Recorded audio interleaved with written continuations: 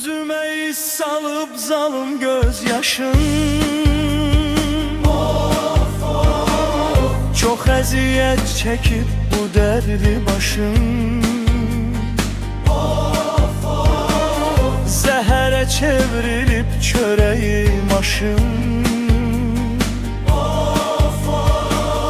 Ya Rabbim sen söyle nedir günahım?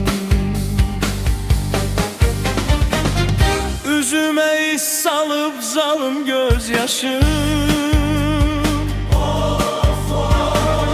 Çok eziyet çekip bu derdi başım. Zehre çevrilip çöreğim aşım.